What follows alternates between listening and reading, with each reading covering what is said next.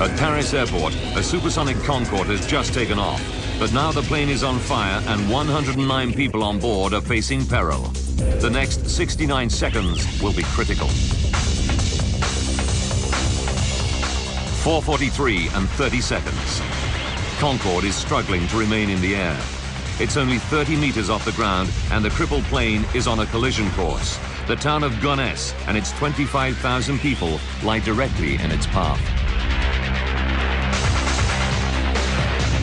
Driving towards the petrol station she owns in Gonesse is Christine Turpin. I was returning home when I saw a plane. It was Concorde, with fire coming out of the back of it. I slowed down, and I saw the plane in flames. Captain Marty is running out of options. Concorde's left wing is disintegrating. Businessman Patrick Tess is directly in the plane's path. I was in my office talking to an agency. The window faces the runway, and I was interrupted by an incredible noise. It was Concorde. It was on fire, and it was listing violently.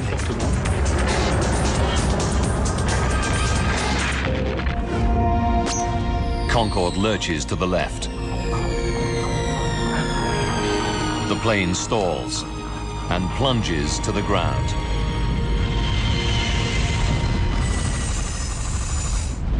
It's 4:45. It's the moment every air traffic controller dreads.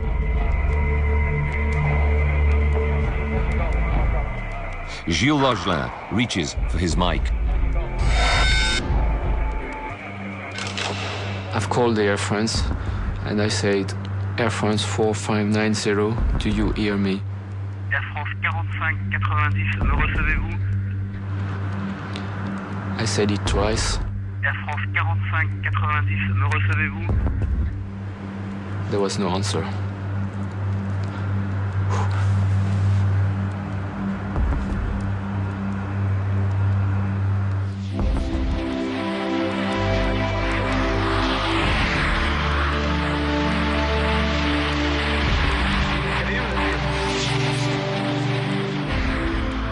The supersonic jet, loaded with fuel and 109 people on board, crashes right on top of a hotel on the outskirts of Gonesse.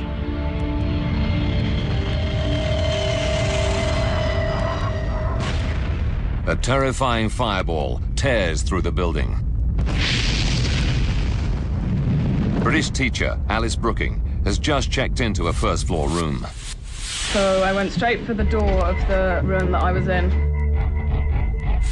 Saw all the flames, saw there was no way out via the stairs. I leapt across the room, leapt across the bed to the window. Saw, luckily, that the receptionist was already down in the car park underneath me, and he just said, "You have to jump." At the same time, Christine Turpin also witnesses the explosion and fears the worst. It fell, and from where I was, I thought it had landed on the gas station. And I thought because my daughter and the girl who works for me were there, that they were all dead. As Christine Turpin drives in, a passenger armrest falls onto the petrol station.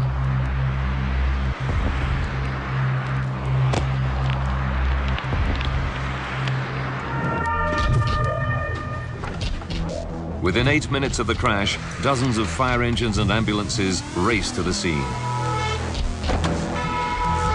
An appalling tragedy, not just for those on Concorde, but for those in the hotel. Regional Fire Chief Colonel Fabrice Chauvin leads the rescue. Whilst driving, there were many things going through my mind. The important thing for me was to divide the operation into two separate parts. One, the aircraft crash, extinguishing the fire and the rescue of any survivors. And two, organising treatment for the wounded before they're evacuated to hospital. The intensity of the fire is so great that it'll take 3 hours to bring it under control. As these TV news images show, the charred remains of the airliner and the hotel are unrecognizable. The rescue attempts are futile.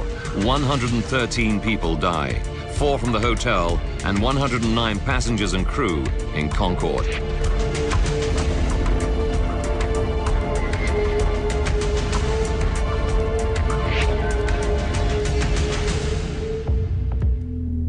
Three generations of the Ike family are wiped out. The children's grandparents had wanted to treat the family to a holiday of a lifetime and had booked the Concorde flight.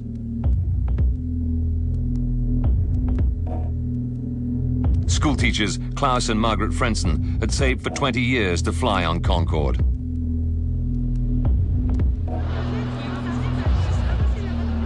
Rescuers begin the gruesome task of pulling the bodies from the crash site.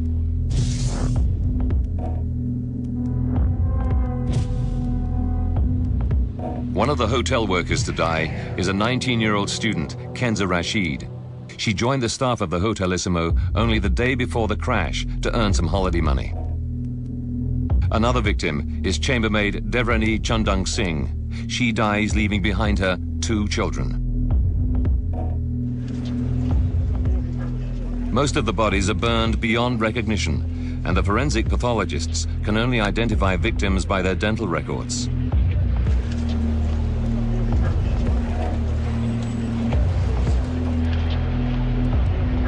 It's a harrowing time for the victims' relatives, like Jorg Meyer. One of the more difficult things was the identification of my father and his partner.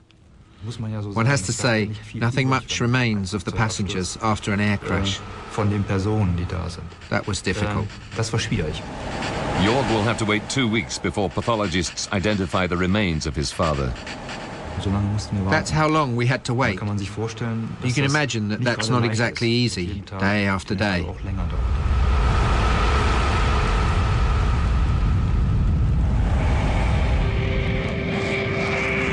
The crash takes everyone by surprise. Concorde, the queen of the skies. The plane that makes supersonic travel a reality. People's dreams come true. Had never had a fatal accident. Until this moment.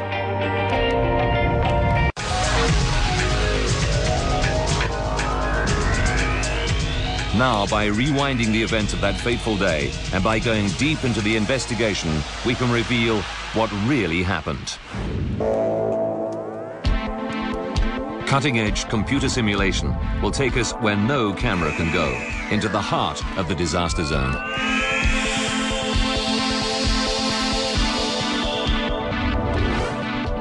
The French Bureau of Air Accidents send their top investigators. Using their data, we can now piece together the deadly chain of events to find out what really caused this terrible tragedy. As the investigation begins, nothing is off limits. Did pilot Captain Marty make a fatal error?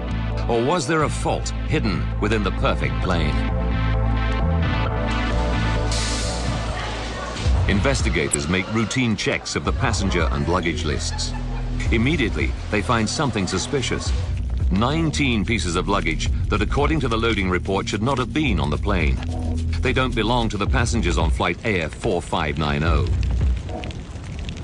Could a terrorist have smuggled a bomb onto the plane? It wouldn't be the first time. 270 people died in 1988 when terrorists planted a bomb in the luggage that destroyed a Pan Am 747 in the infamous Lockerbie incident.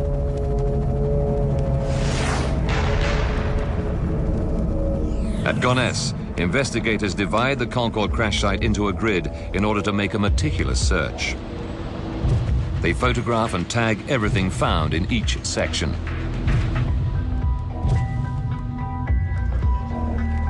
It's a painstaking process, which takes 4 weeks. Then, every bit of wreckage is taken away for identification and analysis. 3 hangars at Le Bourget, another Paris airport, become their final resting place. This pile of debris is all that remains of the hotel. Such is the intensity of the crash and fire that a 40-room building is reduced to little more than a pile of rubble.